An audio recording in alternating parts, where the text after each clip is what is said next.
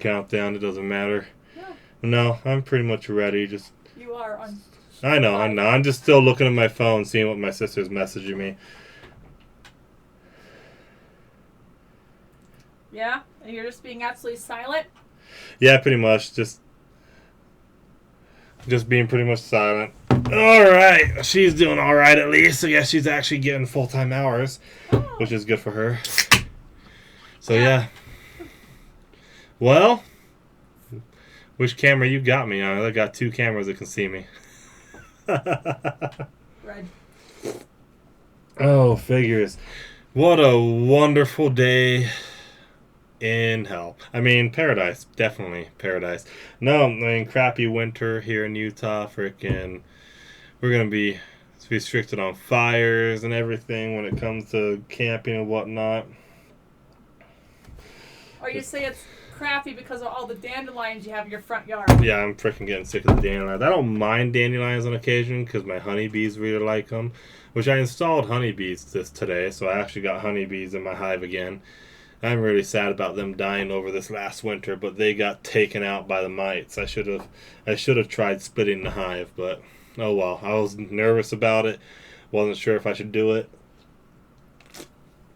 And now it's time. Now I'm kicking myself for not giving it a try anyway, because they died anyway. So whatever. There's been a lot of news lately over this last week, and some of it is absolutely hilarious because we got like Democrats back up to Democrat shenanigans of funding the KKK. So, I guess let's just get into it. You got that first article pulled up for everyone? There we go. All right, Not the Bee. You guys know the classic comedy site, the Babylon Bee. Well, we got Not the Bee. You love both their sites. Which shares news that is too funny because it's true. Yeah, but you also love their other site where they share fake news. They show real news stories in a way. The story itself is a real story, but they give a comedic spin on it. Basically, that's the Babylon Bee. Yeah. And then they started Not the Bee because sometimes the news itself is so satirical that you don't need to write a joke for it anymore. So, the DOJ has filed multiple indictments against the Southern Poverty Law Center. Oh, man. It's hilarious because the Democrats founded the KKK, funded the KKK, and here they are funding the KKK again. In a little bit of a different manner. From what I can tell, so FBI Director Kash Patel, here's his tweet. This evening, and so-and-so, whatever, I'm not going to bother with that, and I are announcing an 11-count indictment against the Southern Poverty Law Center. Charges include wire fraud, false statements to a federally insured bank, and conspiracy to commit concealment money laundering. So, basically, a lot of it comes down to the fact that they were giving money to people in the KKK to help fund the KKK, to help basically prop up the whole white supremacy narrative, which none of that's actually illegal. Go back up, babe, to that first tweet. The illegal part is the fact that they were claiming to be fighting these organizations. Which part, here or down? Yeah, scroll up. There you go. So charges include wire fraud, false statements. So you're talking about they're claiming to be fighting these organizations. And as it says, to a federally insured bank. Then wire fraud because they're taking wired money to themselves and then giving it to things that they said they were fighting, not freaking funding. Mm-hmm. I'm assuming that's what they're going with. And then conspiracy to commit concealment money laundering. So effectively, they were laundering the money in a way, bringing it to an organization that they were supposed to be fighting, and then they committed another crime to attempt to conceal that they were doing that. So, basically, who was it? I can't remember the name of the guy. It might have been Thomas Sowell who talked about that basically the only reason racism still exists is because freaking Democrats are trying to have it up on life support. I know not Milton Friedman. Gosh dang it, who's the guy? Is it Morgan Fox? Black guy? Actor? That was like Morgan Freeman. It is Morgan Freeman. Morgan Freeman, he had basically said that the only reason racism still exists is because we just keep talking about it. And it's just like, it's true, because it's like if you just stop giving it attention, it goes away, because so few people are actually like that anymore here in the U.S. Now it's growing again in the U.S., though, for real, and a lot of it's because they just keep importing all these people without them actually acclimating to our society. So it's kind of a catch-22. But he said, you got this highlighted. The DOJ says the SPLC, a far-left legal group that has spent the last decade warning America that fascism and racism is on the rise, paid fascists and racists to help them convince the public that the threat was real. Pretty much, this is kind of like the idea of basically what is it? A bunch of people. If a window repair companies went around at night breaking windows, pretty much, that's basically what this is. It's a window repair company going out breaking windows and is showing up in the morning offering to fix their windows at a discount. Yeah. That's pretty much what it is. It's like the only reason it kind of exists is because they're the ones kind of creating it. Reporter, I just want to make sure I understand. You're alleging the Southern Poverty Law Center was paying the leaders of KKK and other groups. Blanche, I'm not alleging it. The grand jury returned an indictment that says that. A grand jury is typically a jury of 25 people. There is no defense there. So, to be fair, it's only prosecution side of the argument. But the point isn't to prove whether or not they are guilty of it. The point of the grand jury is for the grand jury to say, yes, there's enough here that you could prosecute the case. And if you look up the freaking federal stats on conviction rates of federal indictments. If you want, babe, real quick, pop open another tab, look up conviction rate of federal indictments. It's in the 90 percentile. They don't freaking put out indictments against people unless they know they're going to win. So federal indictment. Federal indictment, success rate or conviction rate. Federal criminal convictions are especially high, with over 90% of defendants convicted in U.S. District Court. So there's a 90% or higher chance they get convicted and face serious legal consequences because of it. 90% defendants plead guilty, roughly, but this is just a rough analysis. We'd have to look through more articles just to make sure it's valid. That's the thing. 90% of defendants plead guilty. In other words, there's been so much evidence the defendants plead guilty to get either the penalties decreased or to get them to drop other charges on top of the charges they're already pleading guilty to. That's pretty much what's happening. And yeah, federal indictments typically don't result in failure to get prosecution or conviction. Oh. So between 2015 and 2023, they secretly paid F-37 more than $270,000. I'm guessing F-37 is a code number for a person, I'm guessing. And so they're probably keeping that person confidential because they might be an informant or they might have been someone who flipped and gave them information in exchange for not being prosecuted. Yep. And who knows, that actually also might be a federal informant inside these organizations that the government is using to help track these organizations and assess any threats. And here's another person, F-27, $300,000. F-42, how much is that one? $140,000. Yep. F-30 led the National Socialist Party of America. Wait, hold on. F-30 led the Socialist Party of America, was the former director of a faction of the Aryan nations, and a former member of the KKK. The SPLC website contained an extremist file webpage for F-30 from which the SPLC solicited donations. Between 2014 and 2026, the SPLC secretly paid F-30 more than $70,000. This overlapped the time period in which F-30 was featured on the SPLC's extremist file webpage.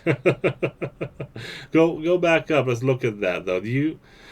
This is funny because look, like, socialists, typically like the left, they call themselves socialists, and they call these people like the KKK, Aryan nations, they call them fascists. They try to link them to us, but this guy, I highly doubt this guy changed his belief much when he went from the National Socialist Party of America to the Aryan nations.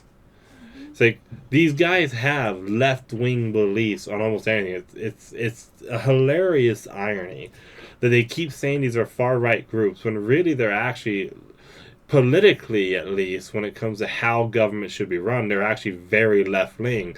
They're just racists for the most part. But the same thing is happening with BLM.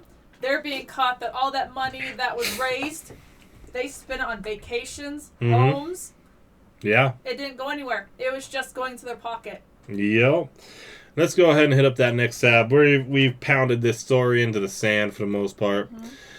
Pete Hegseth is firing nuclear chief Andrew Hugg after James O'Keefe exposed him revealing highly sensitive information.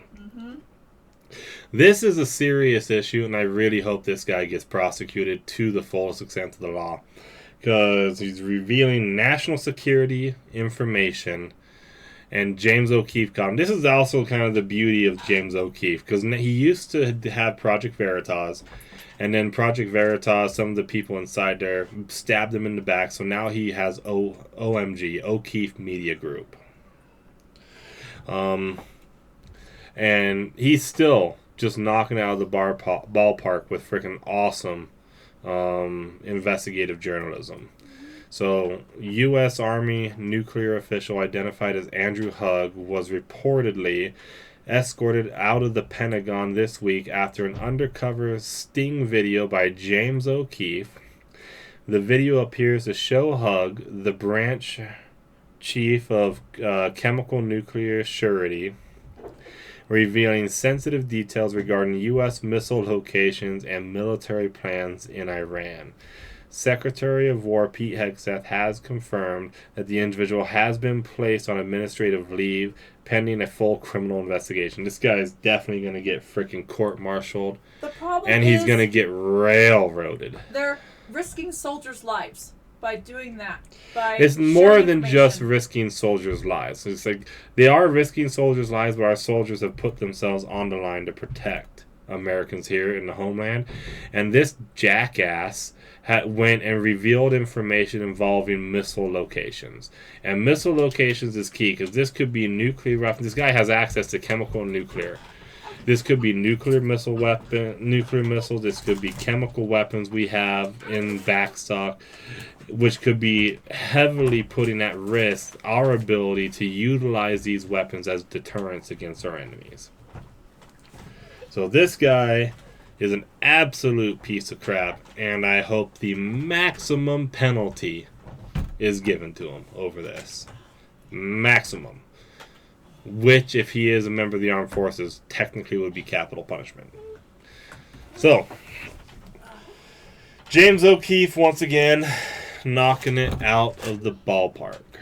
Yeah, well, they're trying to figure out who revealed the locations or information that we had a soldier down. 2 soldiers down, and I believe they already identified those guys. I know, but I'm just saying that's an example of what's going on. And that's another example of what you don't do. You don't reveal anything involving OPSEC. If you don't know what that means, operational security. You don't reveal anything involving operational security. It's just, if you have something going on in the field at that moment, you don't reveal it to anyone until you're actually given approval to reveal it in the first place. But you don't reveal it until after it's over. You don't reveal you have a soldier on the ground until after you've already gotten the soldier back.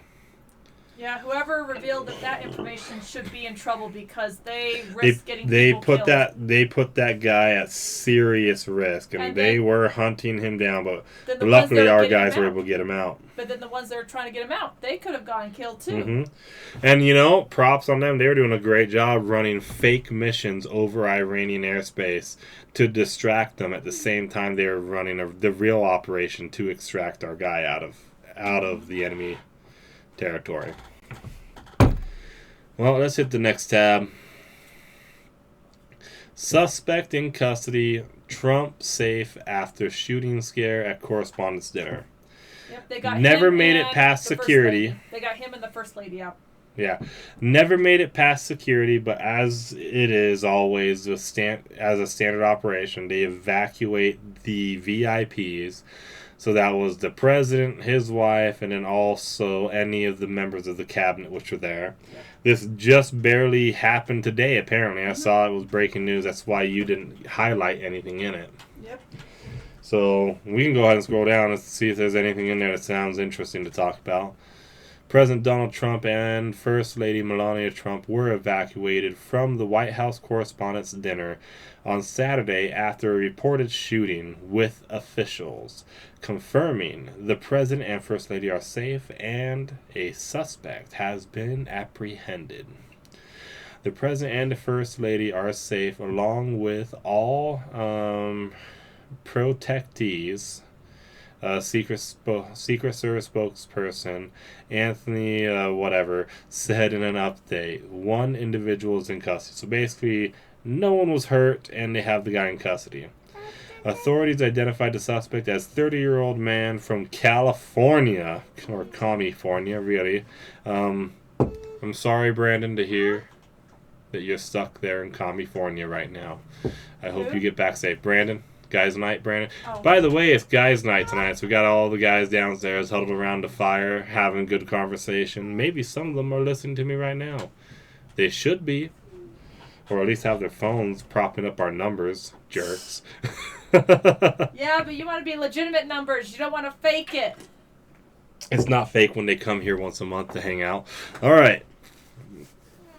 Acting Attorney General Todd Blanche said during a news conference after the shooting that the charges against the suspect should be self-evident given the conduct. Basically, he was apprehended and multiple members of law enforcement, including Secret Service, witnessed it. So he's pretty much guaranteed to be convicted. So good on them. They did a great job protecting the president, but also, we got lucky. It was a guy who was basically incompetent. So, that's pretty much it. We don't know too much more. We'll find out more basically probably tomorrow after they've released more information. Yep. Give it time. They're looking at information, trying to figure it out. Yep. All right, you want to hit up that next tab? Let's get through this. Okay. Victory. Virginia just joined the National Popular Vote Interstate Compact.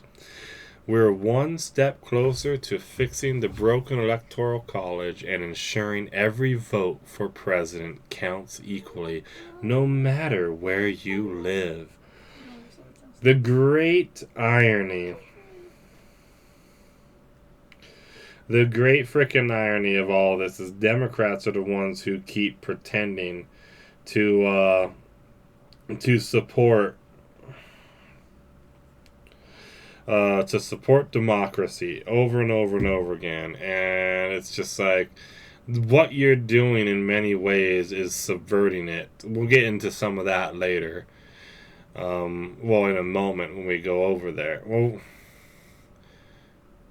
no, actually, we just have this we're talking about, so I'll get into it right now. So Virginia, just another bit of news is Virginia just barely passed a law, passed a new redistricting map that basically wipes out all the Republican seats and puts 10-1 out of their 11 seats. 10 of them are Democrats, one of them is Republican, and they really heavily gerrymandered it to make it favor Democrats heavily, which is ironic because they're doing it because of what other states are doing, but they're wiping out the representation for people in their own state to be able to do it. And so it's just like, it's completely anti-democratic according to their freaking ethics. And then they keep saying this. They keep saying the Republicans hate democracy. They're anti-democracy, like it's a slur, like it's a bad thing. It's like democracy is a terrible form of government. It's why we have the Republican form of government we have now, where it's a constitutional republic. And now, because they're pissed off, this is actually kind of old news that they joined the Interstate Compact. Because the Interstate Compact has been a thing since basically the beginning of Trump's presidency. I think it started a little bit before. Where states are... The next article is 2019. Yeah, so basically what it is it's an agreement between these states that once they reach 270 votes worth of states that actually sign on to the compact, they will now switch over to where their electoral votes are no longer chosen by the state elections and are instead chosen by the popular vote on a national scale. So they're basically just wiping out whatever people want in their state and be like, no, we're going to go based off the whole popular vote so we can guarantee the people get what they want. Which is ironic they're still doing this because Trump won the popular vote in 2024 election. So it's like, you could be screwing yourself doing this, which is hilarious. But we all know, go ahead and hit up that next article, Ben, on this. So we all know, though, that they won't hold to this at all. They'll leave this compact the moment that the person they don't want wins the popular vote.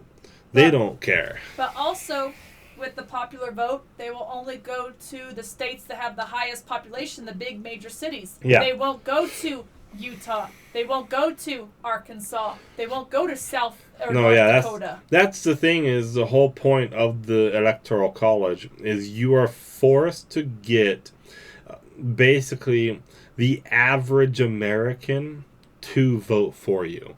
Not everyone of one party.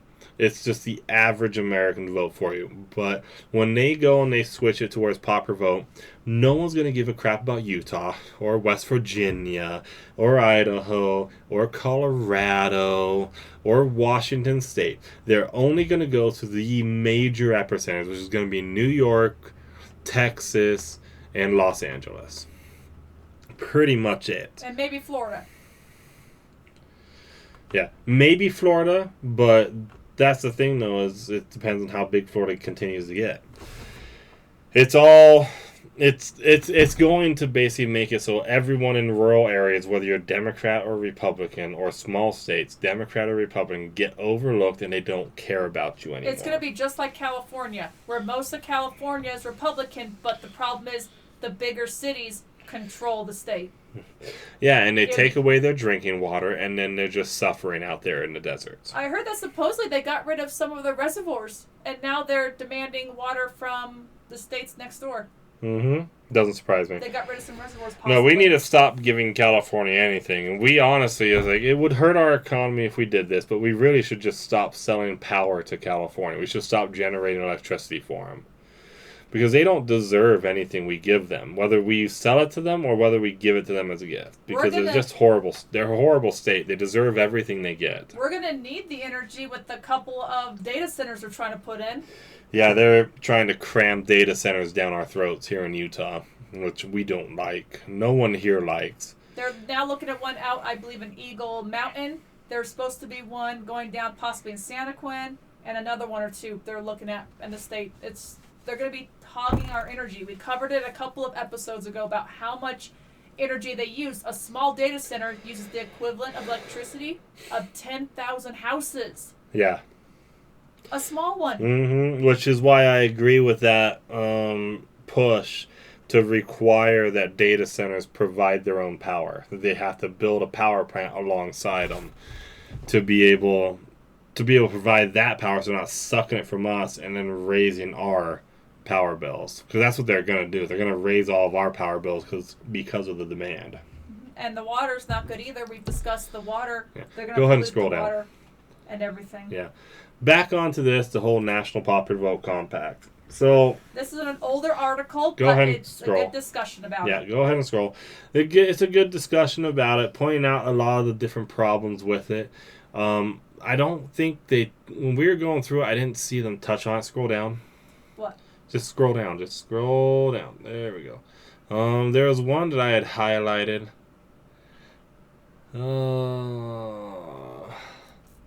Where's that one paragraph that ends in... Oh, wait, go up. Go up. I think I saw it. Right there. Yeah, so basically, and if a nationwide recount... So basically, this goes back to the whole Bush v. Gore issue. Because the issue is one state cannot order another state to recount their votes.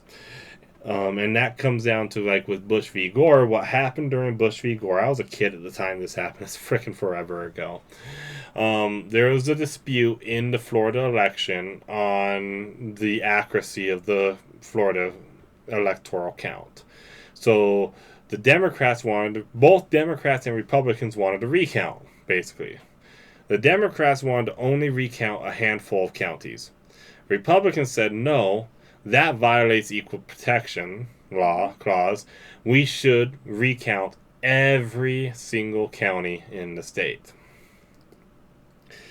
Well, the Supreme Court sided with the Republicans on this, and they said, yes, it violates equal protections if you don't recount the whole state. If you only recount a couple states, you're only providing protections for those couple counties. You have to recount the whole thing. And, well, this goes back to this whole issue. Like, if there is an issue with the count in one state, you can't just recount the one state. You have to recount every state. Every state has to perform a recount. But there's no method of enforcing this, period. Congress could pass a law requiring that, but whether or not they could even enforce it is debatable. And even then, it's like the whole point of this, though, too, is states, even if a state has this compact signed into law, the state legislature, if it changes, it can still just choose to send electors who will vote for a different party anyways, because they have that power given to them by Congress. They can choose who their electors are at any time, whether between when the election happens and when they actually send the electors out to D.C. to then cast their votes. They can select who they want, and this has happened multiple times when alternate sets of electors. This happened with one of the Trump elections. This happened with JFK election, which actually determined, I believe, the outcome of the election too. On the JFK one, I believe it was alternate electors that were sent from Hawaii, and they chose the uncertified electors, and that I believe that solidified the win for JFK. And it's just like, holy crap, like, this has happened. It's basically, in some ways it's moot, in some ways it's not, in many ways it's unconstitutional. I don't remember seeing in here them get into it, but the biggest part of all of this that makes it unconstitutional is one that they got into, that one state cannot force them. The states cannot force one particular state to recount. All of them have to recount. And this one? Yes. And the second part is, scroll back up to the top real quick. Go all the way to the top, yeah. So, National Popular Vote Compact is what it's called. And it's an interstate compact. If this is indeed an agreement from one state to another state on how they're going to run things, it's required in the Constitution that they get the approval of Congress before it actually goes into effect. Mm-hmm. So it's like, And there's really, realistically, there's no way, regardless of who controls it, Democrats or Republicans, there's really no way it's actually going to get approved. There's just not enough partisan votes on either side to be able to get it. And here's this part. In my view, it is unconstitutional for states to appoint electors against the wishes of their own state electorate, but in accordance with the will of voters outside the state. So you could have a state that would vote all Republican, but because the rest of the country voted Democrat, you're forced with the Democrat choice. Not the rest of the country, just the majority of the popular vote. I know, but because many of these states may vote Republican, but then still go Democrat, all because the popular vote, the big cities, effectively, decide to vote one way. Like California, that's the perfect example where they have so many Republicans in that state, but LA, San Diego, San Francisco, they rule the state. Yeah, and so in that thing though too, in my view, it is unconstitutional for states. It's in your view, really. That you would consider it unconstitutional, but the states can send whoever they want as electors. But I know that's one thing people in Virginia are mad about, that their governor signed them over to the national popular vote because they're not giving them the right to choose who they want. They're saying, nope, your vote doesn't matter. We're going to go with what everyone else chooses. Yeah. So it makes if they were really confident that they would win, they would basically actually instead ban the winner-take-all policy, is what they really would do. Banning the winner-take-all policy would make more sense because then each individual district can actually choose separately. But that's also something that would require a constitutional amendment to do it, if we were to do it nationally. But I had you highlight that one in purple, though. I liked it. So Article 2 of the Constitution empowers the state legislature to decide how the presidential electors from the state are selected. That power exists regardless of when it is used. State legislators retain the power to change the presidential election process in their state at any time before the electors vote. Indeed, under Article 2, a state legislature can choose to appoint the electors itself, even if the popular election in November, even after the popular election in November. Does anyone believe that California or New York will refrain from withdrawing from the NPVC, National Popular Vote Compact, if the Republican candidate narrowly wins the national popular vote, but the Democrat candidate overwhelmingly wins the state popular vote in those states? To adhere to the NPVC in that scenario would be political suicide for Democratic legislators in those states, who would surely get primaried in the next election. Basically, it's just all they're doing is explaining that, if Democrats would immediately abandon what they call their values of democracy the moment it doesn't support what they want or get their guy in. Guaranteed. Yep. Absolutely guaranteed. Because they don't hold democracy as a value. They pretend to hold it as a value so they can get power. At least Republicans are honest when we're saying democracy is a crappy form of government. Be careful touching your flag with your dirty hands. It's just all staining. It's not coming off of my hands. It's stained from charcoal from setting up the grill for everyone outside. Let's hit up that next article. Okay. But yep, right here, it says they're not supposed to leave the compact after the 20th of July in an election year, but there's no legal for making them stay in the compact. They could also say, nope, I'm not going to abide by it. That is the thing, is there's no way for them to enforce any of the agreements in that compact. There's no legal structure to enforce it. And there is a legal structure to basically nullify it. Because even then, once they send these votes up to Congress can choose not to accept those votes. When they go before and they hold the whole voting ceremony, there's been times where they've rejected votes, like I said with JFK. They rejected one set of elector votes and accepted another set. And it was a big debate then at the time. And it's like they can reject votes. They see this and be like, whoa, Congress didn't technically approve of this agreement, which means the agreement was never valid. We're not going to accept your electors that have been certified.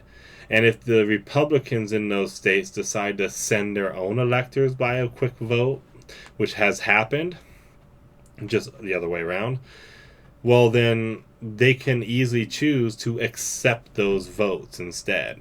What's the divide in Virginia? How many Republicans versus Democrats? It's actually very close to 50-50. It's like 49 to 51, basically. And that's the hard part, is if they did this, half their state would not be represented. They'd be, because they're trying to make it a 10-1 Democrat. Mm-hmm. So they would not be represented. Yep. They're trying to gerrymander, which, by the way, I got no problem with gerrymandering. And I have no problem with Democrats trying to gerrymander, because quite frankly, in most cases, they've already gerrymandered Republicans out of existence. There are multiple states that have between 40% to 49% Republican up there in the New England area, that they have no Republican congressmen at all, because they've completely gerrymandered out Republicans fully. So it's like, I don't really care if they gerrymander. In most cases, they've already maxed out their gerrymandering. Republicans, though, are the only ones who haven't had the balls to just gerrymander out the Democrats. And they need to get their move on it and gerrymander out the Democrats if we're going to even the playing field going into the midterm elections, which is coming up, what, next year? Or is it this year? Is it this year? I think it's this year. Yeah. 2025 is when the election is, just right around the end of the year is when they get into office. So I think it's this year. Yeah, it is. That's right. I remember hearing, like, I think it was on Timcast, that it's actually, we're entering election season now. Mm-hmm. All right, next tab. Let's get out of here. European Parliament names Christianophobia in formal resolution for first time. Basically, Christians have been under attack. We all know Notre Dame did not burn down by accident. It was lit on fire. Someone purposely. We know that's arson. Mm-hmm. We know it's arson. Just like another old church just barely was set on fire. Churches don't typically just go up in flames. And the last time this many churches in Europe went up in flames was the last time Muslims were really ramping up in Europe and in their invasion strategies. But this is great, though, because it gives Christians protections. Don't know how much it's going to do now, because it's practically too late, because they've nearly wiped out Christians in Europe already. Mostly with all the atheist bullcrap, and then the atheists have been, atheist Marxists have been bringing in the Muslims, thinking that the Muslims are going to be a great party to help them take over power, not realizing that the Muslims are just like them. They're just going to stab them in the back the moment they get power, and the only difference, though, is they're fanatics. Versus the Marxists aren't quite fanatics. They want to protect their own asses. The Muslims are, well, literally willing to die for their beliefs. Who knows? So we'll see if they even started doing this soon enough to save Europe from this, but who knows? We might see the Fourth Crusades if things keep going the way they're going. Yeah, but just like we discussed last week, we are roughly about 10 years away from what Europe was 15. in 2015. 15 years, basically, from what Europe was like. No, it's 10 years. We're at the point of what they were in 2015. Are we? The attacks Okay. that we're starting to have. So we're 10 years, roughly about 9 years from where they were. Yeah, we're like roughly 10 years behind where they're at, basically. Which is not good. They are having rapes happen. They're having no-go zones. Well, they were having rapes happen for a long time. The problem is it's almost becoming just normal is the problem. Mm-hmm.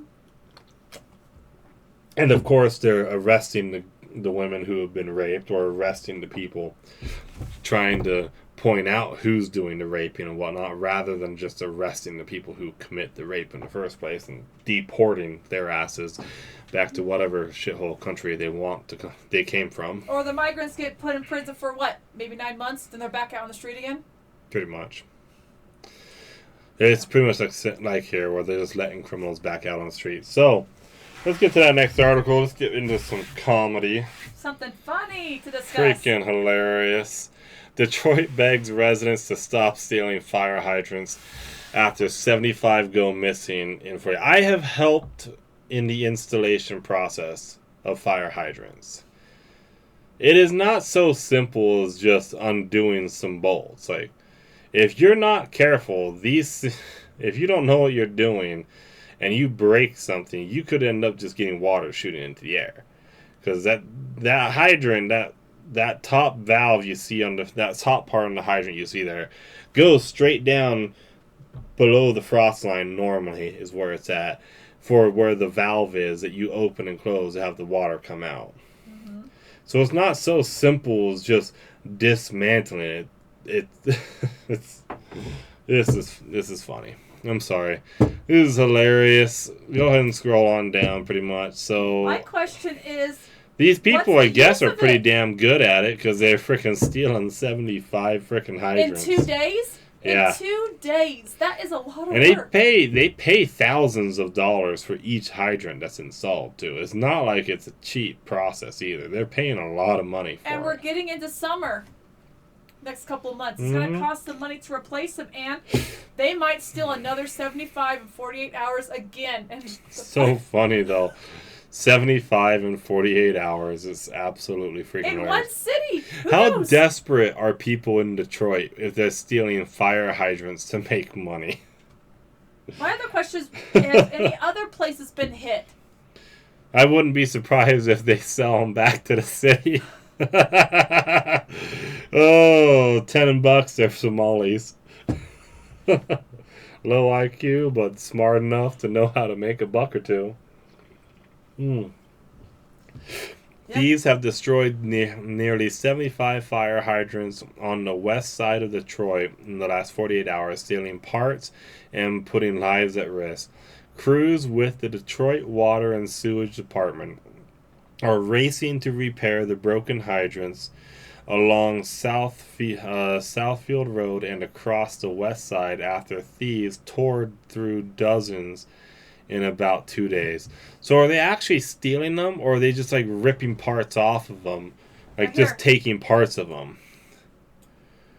Metal nozzles and stems on top of the hydrants, which are worth about okay. So they're only taking. If it's $600 per hydrant, that could be a lot of money. No, it is a lot of money, but no. So they're taking part of the hydrant. So if it's the metal nozzle and stems on the top of the hydrant, then that's the part that's actually turning the valve on the bottom. Basically making the whole thing worth it. They're stealing like caps off the end or something that can be easily replaced, but they're stealing an expensive part, one, and also, I mean, not too easy, I guess, to set up. So, I've only helped with part of the installation of hydrants. And is they're stealing it because of the copper, the bronze? What exactly are they stealing? I think they're made of steel. Because that's a... I'm just wondering about. They're not made of copper or bronze. Copper is just too soft, and bronze I think is too brittle. I'm not sure. Yeah. Or it might just be too weak. But it's probably steel is what it's made out of, either steel or iron. Most likely steel. But it's a specialized part for the hydrants, and they're not a preset size, because it all depends on what the bid was, what the design was by the engineers, and so they may not all be at the same depth exactly. Mm-hmm. And even then they're not going to be. It's always going to be a little different. So they're not like universal parts that you just plug and play. Mm-hmm.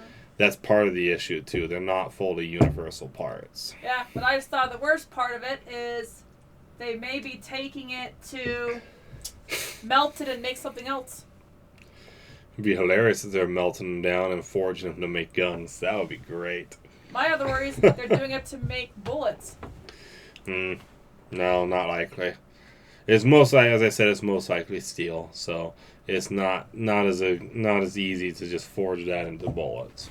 Yeah, but the question is, what could be so useful with stealing, but $600 worth possibly per hydrant? Yeah, but that's the thing though, is you sell it to the right person, you're still going to be able to, they'll still be able to use it, and so they're still making money off of it. And they're probably underselling it by like maybe $300 to be able to get the money off of it. They could just be selling it for the metals, for the worth of the metal itself too. And that varies on the market however it's looking. At my moment, the market for scrap metal. One of the best places to sell it probably would be a junkyard, someone who's trying to get some more money to sell it back. Yeah. All right, let's hit up that next article. Let's get into some Utah news. Melt it and scrap it. But give it to a junkyard. Yeah. Utah couple charged with kidnapping, taking 10-year-old to Cuba. Mm-hmm. This was the trannies wars, wasn't it? Yes, but the thing I don't quite understand is they arranged with the parent to take the child up to Canada for camping. Went up to Canada. Going up to Canada, somehow ended up in Cuba. Wrong C word, basically. Yeah, so I read through it. A Cache County couple is now in federal custody after being accused of taking a child to Cuba for potential gender reassignment surgery. Mm-hmm. Rose and niece, whatever, Ethington, also known as 42 and Blue. That's a man. He's a father. 42 and Blue. What the? Why are we doing this? Whatever. Were deported from Cuba to the U.S. on Monday by the FBI. Probably because Cuba didn't want them there either. Once they landed, they were taken into federal custody based on a federal criminal complaint charging them with international parental kidnapping. Mm-hmm. The two were supposed to be traveling by car on March 28th to Calgary, Canada, for a planned camping trip with a 10-year-old child who they have shared custody of with the child's biological mother. Interesting. Yes, yeah, so Rose is a man. Yeah. Yeah. Oh, okay, so no. So this is a faggot who married a real woman. So... And they're sharing custody. Sounds like they're not together then, right? Yes. And so this fag tried to freaking steal his child away from the real mother and was trying to castrate him because, child genital mutilation is suddenly popular again when we just tried to get rid of it. The concern is Blue has a 3-year-old child as well. So they had a 3-year-old child with them. Not just a 10-year-old. Oh, my goodness. So, this is the father of the 10-year-old. This is his spouse. Mm-hmm. And it was her 3-year-old there with them as well. And they supposedly went to Canada, as far as I know. They were going to go to Canada. Somehow ended up in Cuba. It covers it. So, they never arrived at their hotel. They plan to stay from March 29th through April 2nd. She did not hear from them in March 28th when the 10-year-old arrived in Canada. And then it shows that they took a flight from Vancouver to Mexico. Then a flight from Mexico to Cuba. My goodness. So they drove all the way to Canada to cover their tracks so that it would not be noticed. And this is the father who claims to be Rose. Yes. Is one taking the children. The biological mother, though, is unaware of this, right? Yeah, he was supposed to go on a camping trip, and the child was supposed to be back with her by April 3rd. Yeah, see, this is why you just don't trust your children with trans people. That's why I think it's weird that they have this obsession with the genitals of children. First of all, would you really approve your child to go into a different country when you're not there with them? Well... I mean, my parents did. But I was sent with my grandpa to go deep sea fishing up in Canada. And, well, I still got my balls, so that worked out all right. Oh, man. Yep. And so... Poor kid. He's got an abusive dad who thinks he's a girl and wants to mutilate his genitals. But... they're lucky. That's parent of the year right there. But they're lucky, in my opinion, that nothing happened to the child, because this was March 28th. Well, I mean, I guess to be fair, frickin' trans people have had a history recently of killing children, so it is amazing that they even have the child safe. And they were located on April 16th. They're lucky the surgery hadn't been done. Yeah, that's true. That's 2 weeks, over 2 weeks. That's why I'm saying it's very, very lucky they got there Excuse me. in time. Yeah, they are lucky. And they lucky. were able to trace them. That's probably why they went to Canada to fly out of there. Well, they probably were going to go to Canada for the surgery. And I would imagine they'd go to Canada for the surgery. I don't see why Cuba would want to do any of that. Places in Mexico and stuff, they do child surgeries. Yeah, but Mexican doctors down there will freaking take payment in heroin. Like, they don't care down there in Mexico. Canada, I mean, they want to castrate and sterilize your children. Cuba, I don't know. I don't see why they would have really much of an incentive to just go and do that. Maybe they found it, or they were planning on going someplace else. I don't know, but just that they were in Cuba, and maybe they were hoping they wouldn't be caught, and they were going to maybe go to Mexico and back to Mexico to have it done. I don't know. Yeah. They were just in Cuba.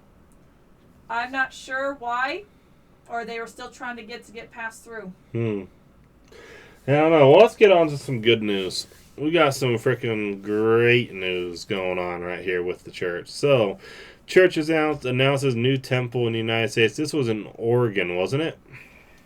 Or is it Oregon or Washington? Members of the Church of Jesus... Yeah, so Washington. There you go. Jesus Christ of Latter-day Saints in Marysville learned on Saturday, April 19th, 2026... Sunday, April 19th, 2026... that a new temple will be built in their city. The announcement from the First Presidency was delivered by Elder Hugo E. Martinez of the United States West Area Presidency during a devotional in the Marysville, Washington State. This is fan-freaking-tastic. You know, this keeps all of us on our toes. I know. I actually really like it, because we're always expecting in conference to be told what new temples are coming, but you'd sometimes get slammed with 10 new temples. Yeah, I know. But this, though, is kind of fun, because it's like this temples start popping up like daisies, pretty much, out of the snow. Like, oh, hey, here's a temple. Oh, there's another one. It kind of keeps us on our toes where temples are going to be announced. I think it's the second temple since Oaks became prophet. Yeah, he changed how it's being announced, and it's being announced at like state conferences, and devotional, area devotionals in different states and whatnot. I freaking love it, because it's just like it. I love it for two reasons. One, it makes people a little bit more interested in going to their local events, whether it's a devotional or a state conference, because there's always a chance now that a temple gets announced in your state conference, and if you're not there, you don't get to be there for the announcement. But that's the thing, though, is like, one, it makes it fun because you don't know when the temples are going to be announced. They just pop up out of nowhere like daisies. But on the other hand, it can drive more engagement with members going to some of these other events, rather than just sitting them out because something pretty cool or important could end up happening. I mean, yeah, they're always cool and important because they're talks. Oftentimes they're talks given by some of the general authorities, some by the state presidency and whatnot. But it's fun, though, too, because it means that, well, we could get a temple announced there, too. But doesn't this make it also a little bit more special for the Area 70s, or this Elder Hugo E. Martinez, the West Area Presidency? He got a chance to announce it instead of just being the prophet. What I think's going to happen is I think the amount of temples that are going to be announced is going to skyrocket. So it's like in general conference, we were getting 10 temples at a time often. I bet that number is going to be going to 20 or higher. Mm-hmm. And that's why they're doing this, because if they don't do it this way, then eventually temples being announced is just going to become its own whole session of conference. And by doing this, it eliminates that entirely. So conference can be conference, and temple announcements get to be temple announcements. And here's this part. With this temple, this is how many temples we have either operating, under construction, or announced now. 384. Can you imagine that? How many temples were around when you and I were kids? Oh, less than that. Do you want me to look?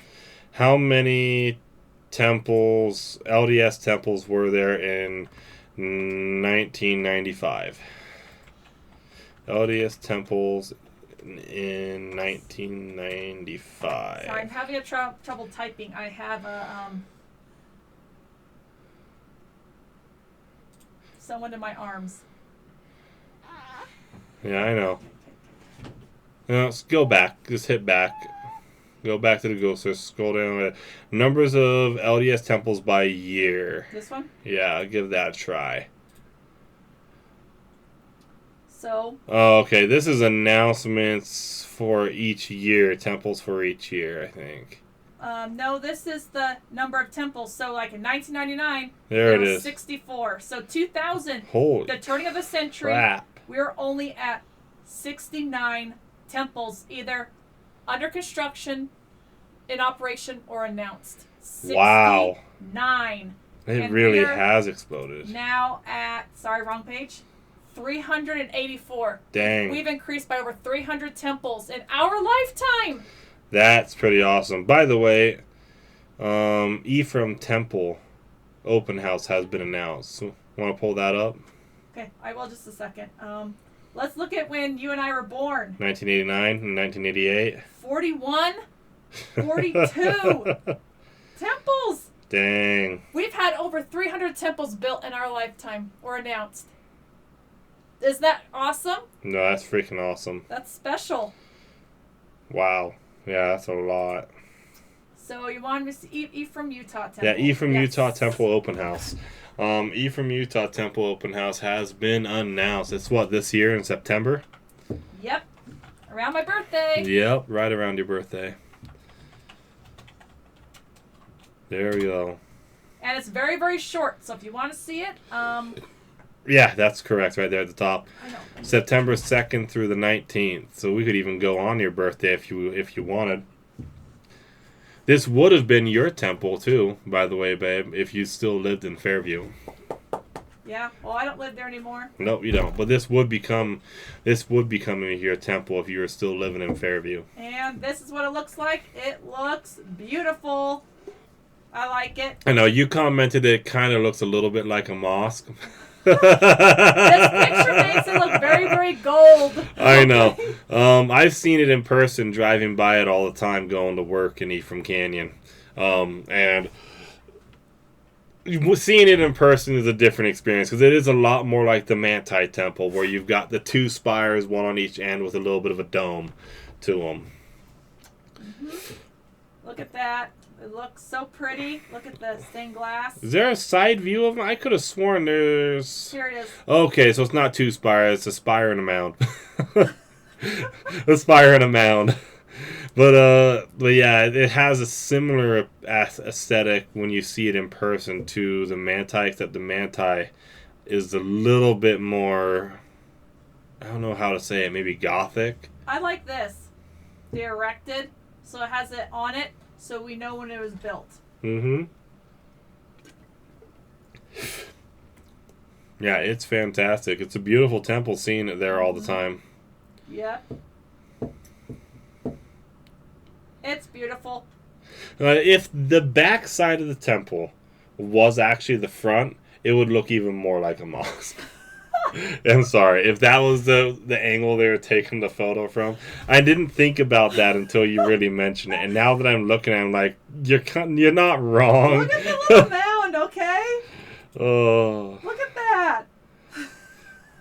Oh, man, that's beautiful, though. Look at that temple with that view right there. It's fantastic.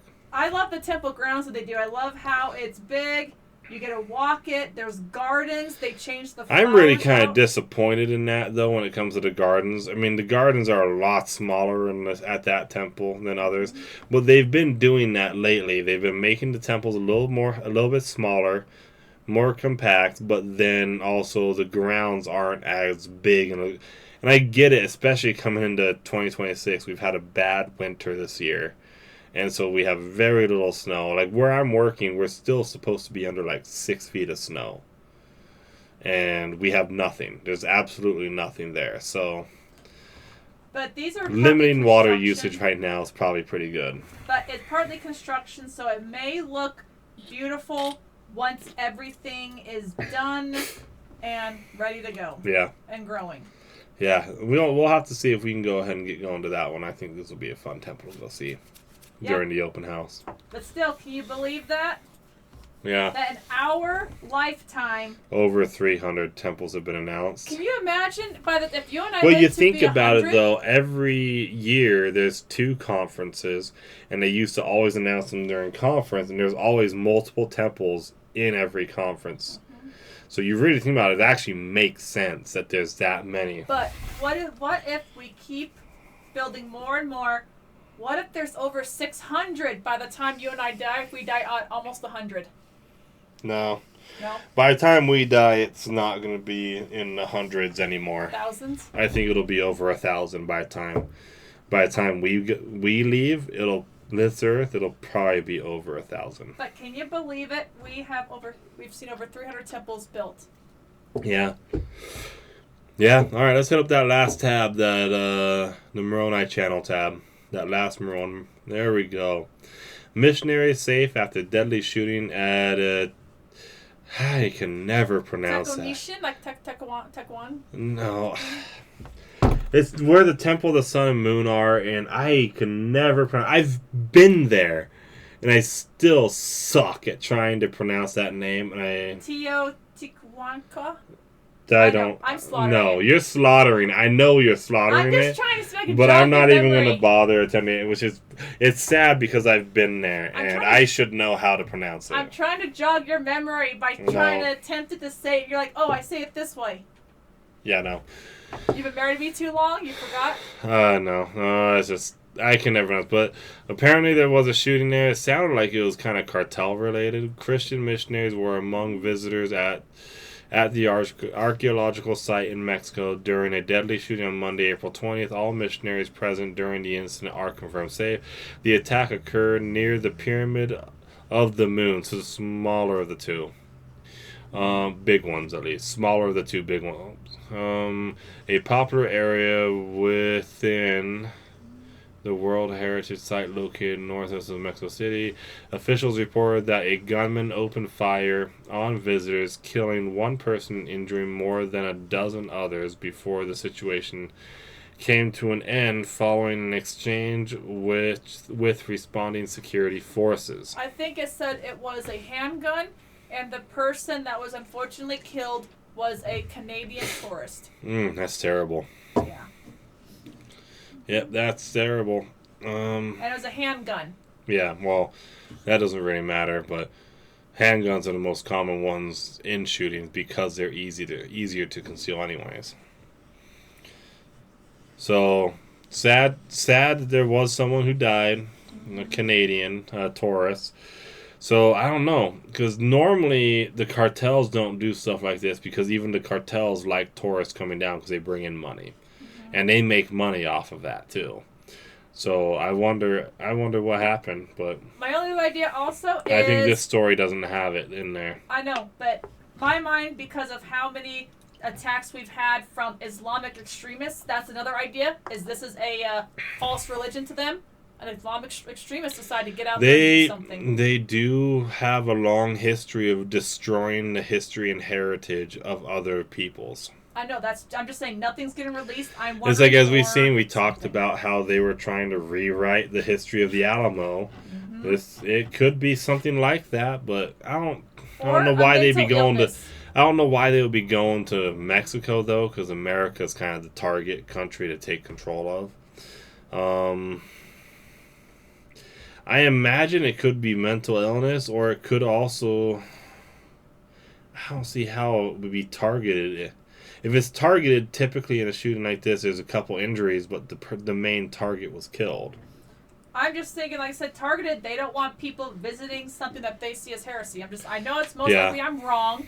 It's probably mental illness. I know it could be mental illness, but it could also be cartel related. It could just be one cartel is having a dispute with another cartel, and then they stage a shooting there to deter tourists that are benefiting the other cartel. But I don't know. Scroll down. Let me see the rest of the article. There's not much. Scroll down. Come on. There's probably not much here, so. Investigating it. That's all they said. They have no information on the person who did it. No information's been released. They're not saying anything. Yeah. That's not too much of a freaking surprise, but we'll go ahead and wrap it up and get out of here. Okay, what about the scripture quote? Come on. Scripture quote or just a random quote? You can find a scripture. I'll just find a random quote. Let's do a random quote. Because I wasn't thinking about it at all today. So, we'll just pull up a couple magic cards here.